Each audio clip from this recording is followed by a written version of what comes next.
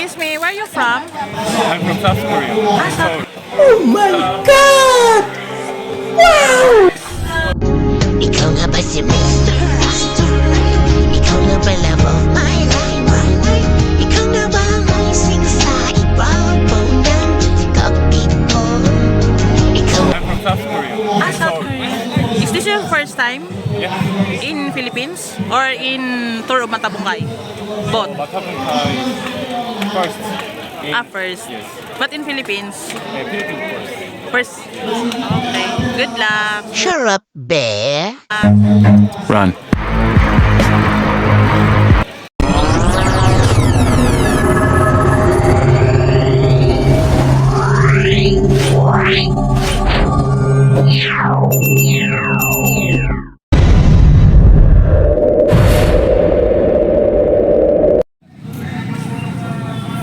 Magandang hapon sa inyong lahat. Palagpakan naman dyan sa lahat ng ating participants. Mula po sa aming pamilya, sa pamumuno ng aking ama, si Vice Governor Mark Leviste, at mula po sa Municipality of Lian, sa pamumuno ng aming mahal na Mayor, Mayor Joseph V. Pei, we would like to welcome all of you to the Municipality of Lian, and especially here in our barangay, Barangay Matabungkay. Muli palapakan po natin ang ating mga sarili. Alam nyo, isang blessing na tayo lahat ay nandito ngayon. Kaninang umaga sa iba't ibang bahagi ng lalawigan ng Batangas. And God bless you all.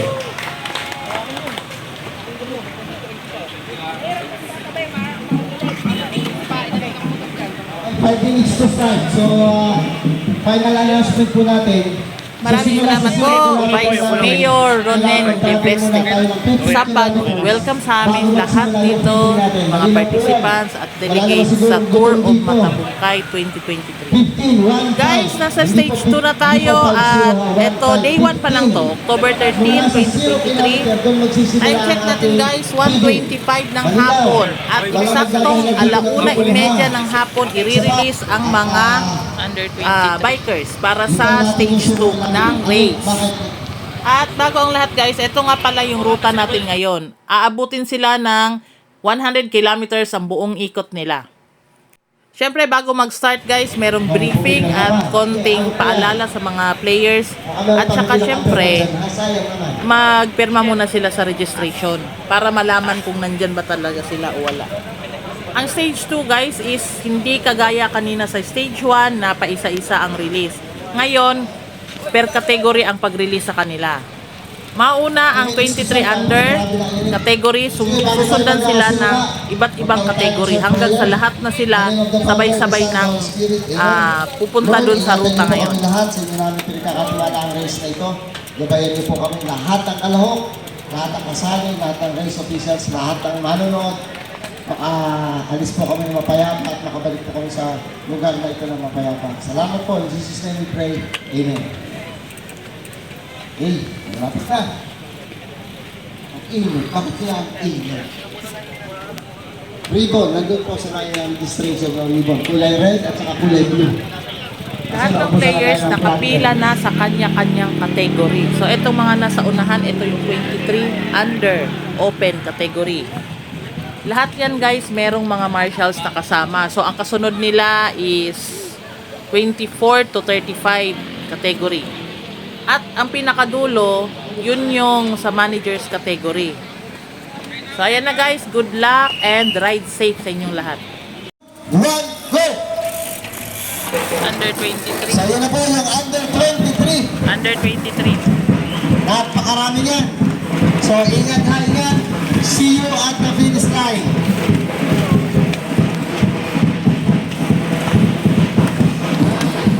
Pinapaalis ko, ano ba? Ganda na. Five, awat at the spear, three, go.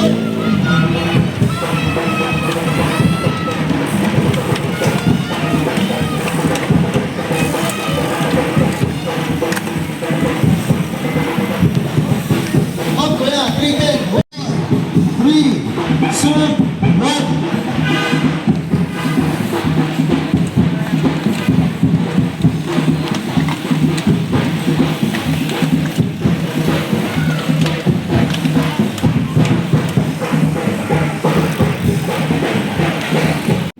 46 to 55, di ba? 46 to 55 category. 4, 3, 2, 1. Okay, next, women. Okay, Next category, women. Women category. 20 seconds to start para po sa ating women category. German yan, di ba? Jel. 10 seconds. Okay, neutral, go. Lando na po. Lando na po kayo, lando na. Neutral, lando na. 3, 2, 1, go.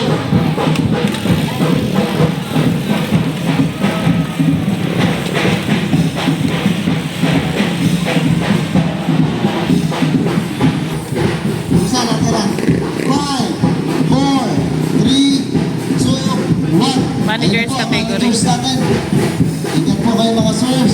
See you at the finish line.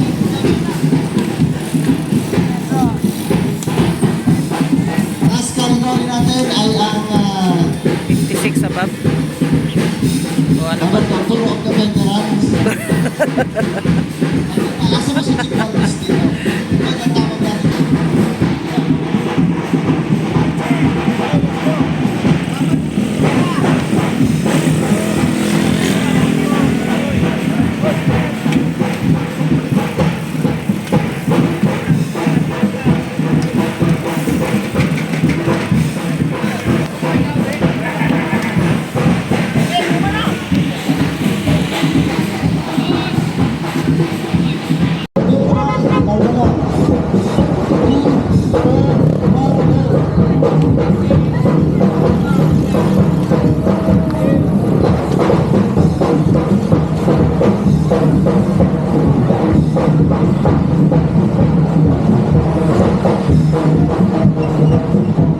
Managers category.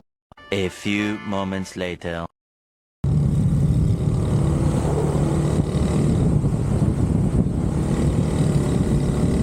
Sobrang bibilis nila guys, kaya kahit na nakamotor kami, ang naabutan na namin na peloton yung nasa mga huling na-release yung mga 56 above at saka managers category. Kahit nga yung mga women category, di na namin naabutan eh. Meron silang 1 minute interval bago sila i-release. So, ganun lang ang gap nila. Pero tignan nyo naman pag nasa kalsada na ang layo na nila. Ang layo ng agwat nila. So, ito nga pala guys ang ruta nila. Paglabas nila ng Matabungkay Hotel, kakanan sila papunta doon sa bago mag-arko ng Kalatagan. Tapos kakaliwa, papunta doon sa may Balayan. Tapos papasok uli, papuntang Tuwi. Aahon sila ng Batulao. Pagkaahon nila ng Batulao guys, mag-U-turn lang, may portion doon na mag-U-turn lang sila. Tapos babalik uli sila, baba ng Batulao, papunta doon sa Paliko, sa Tuwi. Babalik uli kung saan sila nanggaling. At doon sila dadaan hanggang doon sa may finish line. Ang finish line nila, lagpas pa doon sa papasok ng Matabungkay. And gabi oh. Bibilis nila. Ahon yan guys, oh, ahon. Pero tignan mo naman kung pumadyak, oh, parang nasa patag lang.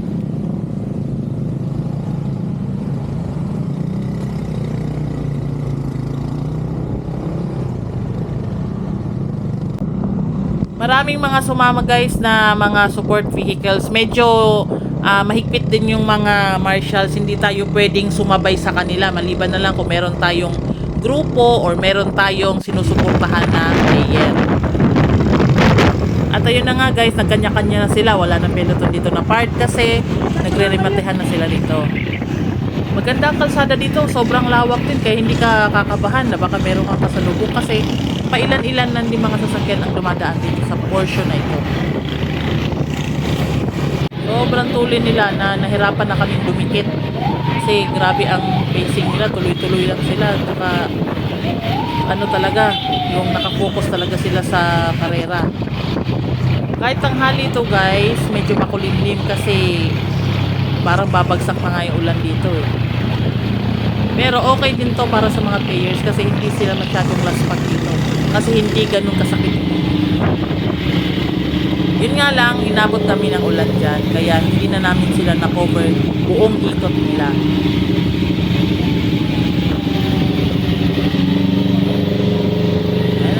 talagang dumikit. May mga motor, may mga sasakyan pa. Ayan, pero tanaw namin sila guys. Yun nga lang, mahirap talagang dikitan. Bawal din kasi tumabi sa kanila.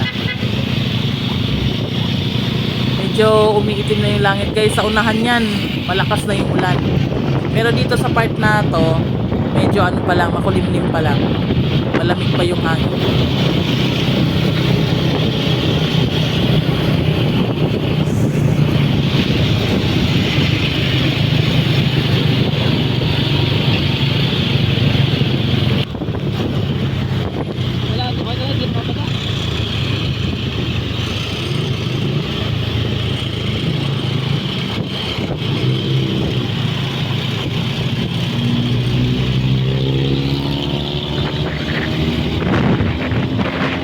Mga players dito nagkahalo-halo na, nagpapakabot na eh. Yung mga huling release na abutan na yung mga unang release. So ayan, halo-halo na sila. Hindi mo na alam kung sino dyan ang ano, makikita mo na lang sa numbers nila. So eto, ayan, tulad-tulad din sila kasi medyo ahon tong portion na to. Kaya medyo kumpul-kumpul pa sila. Pero maya-maya yan, kanya-kanya na naman yan. Rematihan na naman.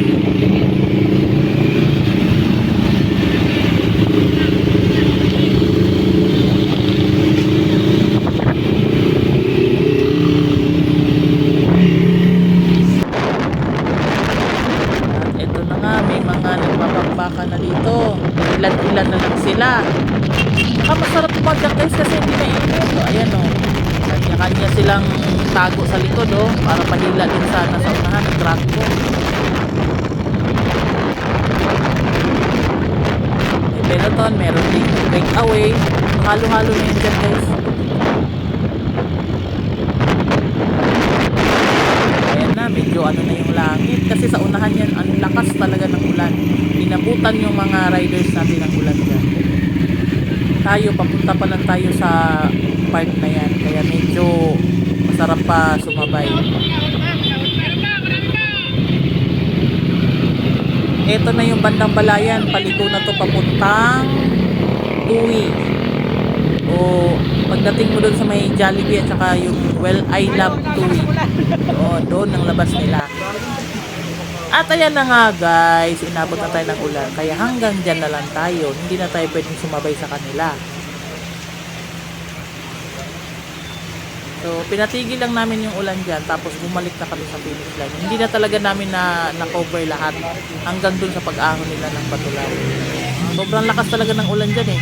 Medyo may baha-baha na nga sa gilid. So, ayan na. Dito na tayo sa finish line. Dito na lang tayo mag-aabang sa kanila.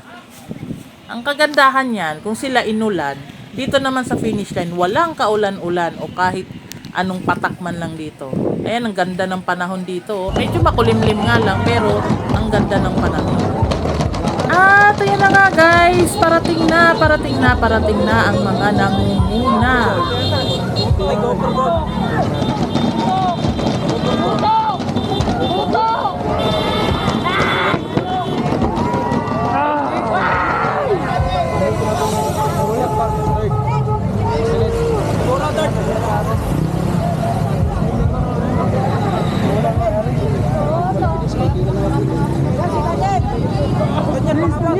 Ayan guys, yun nga ang nanalo, ang nanguna, go for gold. Yun nga lang, hindi natin alam kung anong category siya. So mamaya, ipapakita ko na sa inyo lahat ng mga nanalo. Siyempre kasi naghalo-halo na sila eh. Hindi na natin malalaman kung anong category nila. Malalaman na lang natin yan mamaya sa mga numbers nila. Kasi meron ding mga nakapunto.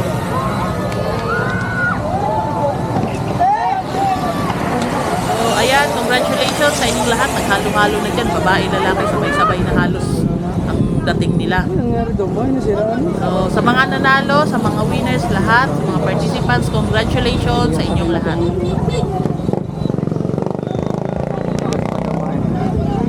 Abangan nyo guys, meron pa tayong stage 3, stage 4. Ito pala ngayon ang first day natin. Abangan natin yung second day natin. Yun ang tinatawag na Queen Stage. Yun ang stage 3.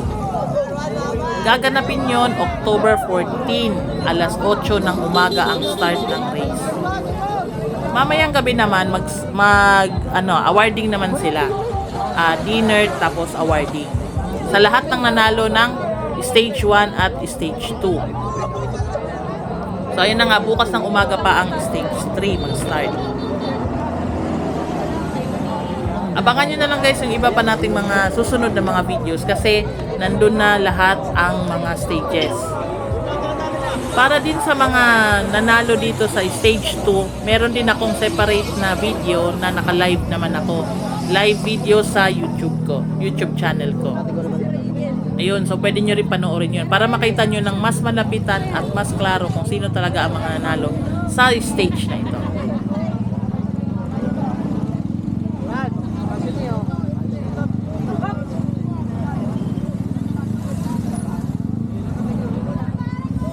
Ayan na nga, paisa-isa yung dating, merong peloton din.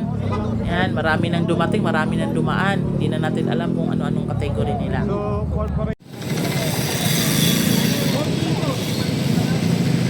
Ito, natutukan ko lang talaga sa mga women category.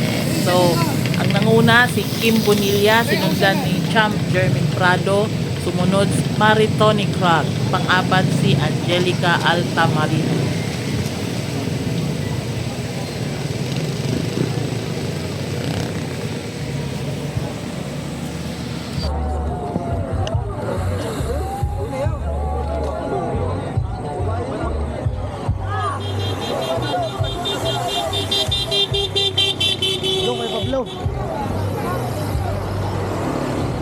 Sunod na dyan mga kuya. Oo. Sunod na dyan mga kuya. Nice one!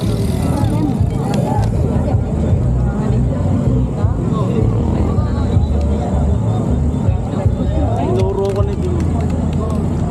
At so, ayun na nga guys, ipapakita ko na sa inyo kung sino yung mga nanalo sa stage na ito. So, eto ang ating listahan. Ito ang mga winners ng Open 23 and under category, 24 to 35 age category. Tapos yung mga sunod na categories, nandyan na rin. Ipapakita ko yan lahat sa inyo. Oo, lakas naman talaga. Templado. Templado.